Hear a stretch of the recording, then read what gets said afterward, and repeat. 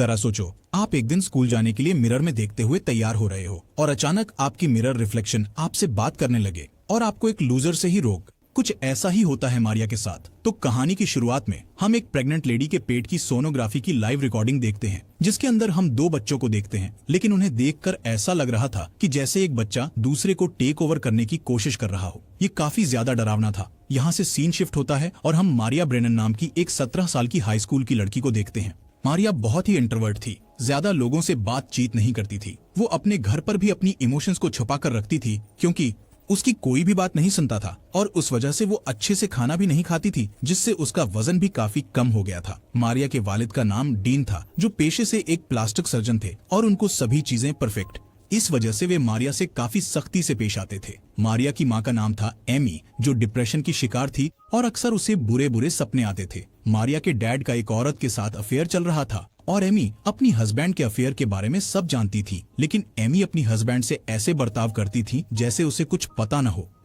School में मारिया को एक मॉक नाम का लड़का हमेशा परेशान करता रहता था और बाकी सब भी उस पर हंसते थे, क्योंकि वो लोगों से काफी दूर रहती थी। मारिया की एक बेहतरीन दोस्त थी जिसका नाम था लिली, जिसके बवाए फ्रेंड सेन पर मारिया को क्रिश था और उसीलिए वो लिली से जीलसी महसूस करती थी। उस वजह से मारिया तंबाकू नोशी करने लगी थी। एक दिन अपने घर पर मारिया को अचानक से एक सोनोग्राफ इमेज दिखाई देती है, जिसके अंदर ट्विंस बच्चे थे और ये वही इमेज थी जो हमें मूवी की शुरुआत में दिखाई गई थी। कुछ दिनों बाद ही मारिया को अपने आईने के प्रतिबिंब से आवाजें आनी शुरू हो जाती हैं और अक्सर मारिया अपने आईने के प्रतिबिंब को अलग चीजें करते देखती थी, जिससे शुरू में तो मारिया को बहुत डर लगता है, लेकिन धीरे धीरे मारिया अपनी मिरर रिफ्लेक्शन से बातें करने लगती है। उसकी मिरर रिफ्लेक्शन मारिया को अपना नाम आयरम बताती है। आयरम मारिया के मुकाबले काफी ज्यादा ब्यूटीफुल, चार्मिंग और कॉन्फिडेंट है।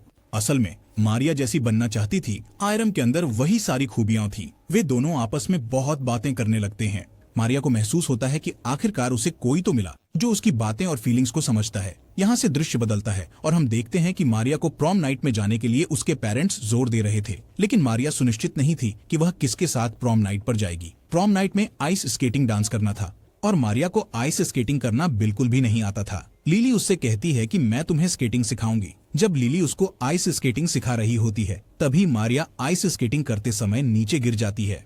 उसको उठाने के लिए उसकी हेल्प नहीं करती और उससे कहती है कि मैं जानती हूँ कि तुम मेरे बवाई फ्रेंड को लायक करती हो, इसलिए तुम्हारे लिए अच्छा यही होगा कि तुम सीन से दूर रहो। वहीं दूसरी तरफ हम सीन को देखते हैं, जो कि एक अच्छा लड़का था, क्योंकि वह हमेशा ही मारिया की मदद करता था और यह देखकर लिली काफी जलन महसूस करती थी।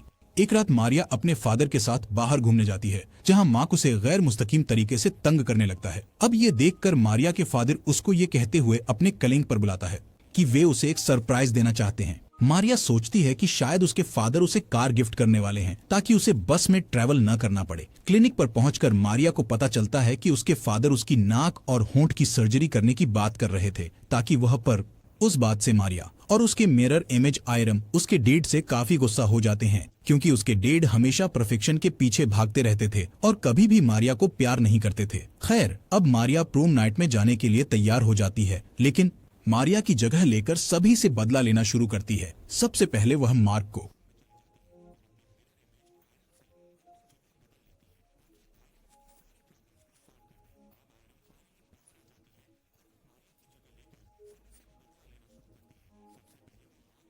अपनी तरफ अट्रैक्ट करके फीमेल शावर रूम में ले जाकर उसका घटना हॉकी स्टिक से तोड़ देती है, जिसके बाद मार्क मारिया को कभी भी तंग नहीं करता। घर पर आने के बाद उसके पेरेंट्स देखते हैं कि उसका नेचर बदला बदला सा लग रहा है। वो सही से खाना खा रही थी। अब बाकी दुनिया के लिए तो वो मारिया ही थी, लेकिन किसी को ये नहीं पता था कि आयरम ने मारिया की जगह ले ली है। दूसरी तरफ मारिया भी बहुत खुश थी कि अब सभी चीजें सही हो रही हैं।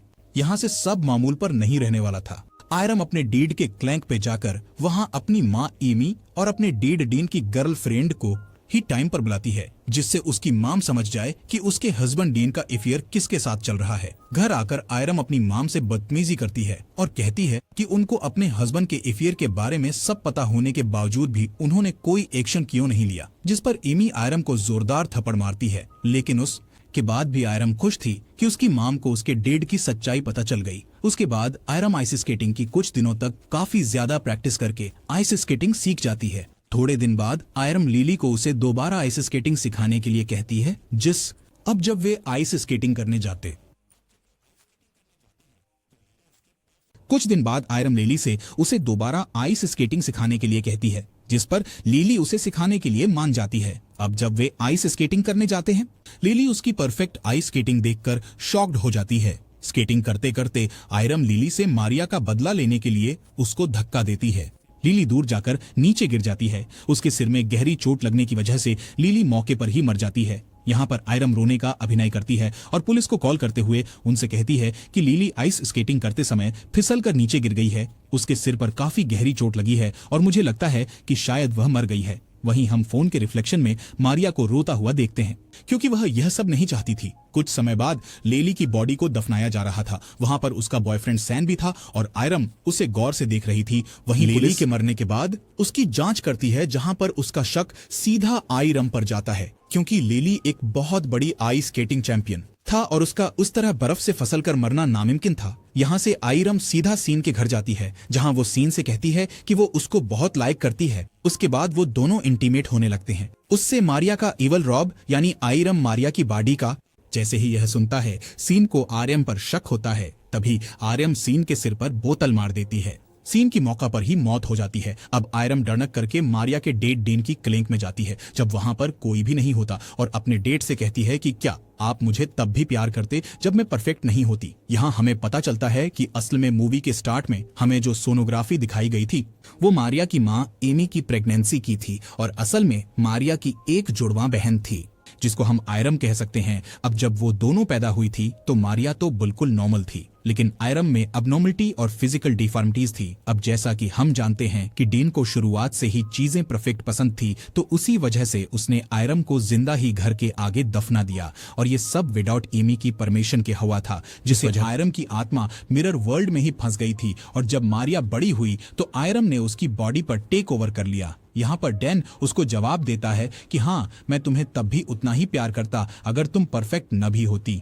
डैन का झूठ सुनकर आयरम डैन का गला काट देती है, जिससे डैन उसी समय मर जाता है। अब आयरम बाहर जाते हुए बार बार मारिया का एवल रॉब यानी आयरम मारिया की बॉडी का इस्तेमाल करके अपनी अच्छाएं पूरी कर रही थी। वेल इंटीमेट होने के बाद आयरम और सीन दोनों एक दूसरे से प्यार करने लगते थे। वो दोनों कई बार स्कूल भी बंक करते और क्वालिटी टाइम स्पेंड करते, लेकिन पुलिस उन पर नजर रख रही थी, क्योंकि पुलिस को लेली की मौत का शक उन दोनों पर ही था। एक दिन मारिया के डैड और मॉम की आपस में लड़ाई हो जाती है और डीन घर छोड़कर चला जाता है। वहीं एक दिन आयरम और सीन स्कूल बंक करके होटल में जाते हैं इंटीमेट होने के लिए, लेकिन तभी सेन के पास उसकी मम्मी का कॉल आता है और वह कहती है कि पुलिस तुम दोनों से कुछ बात करना चाहती है, जिससे सेन आयरम को अपने साथ चलने के लिए कहता है। लेकिन आयरम सेन से यह कहकर मना कर देती है कि वह पुलिस के पास नहीं जाना चाहती।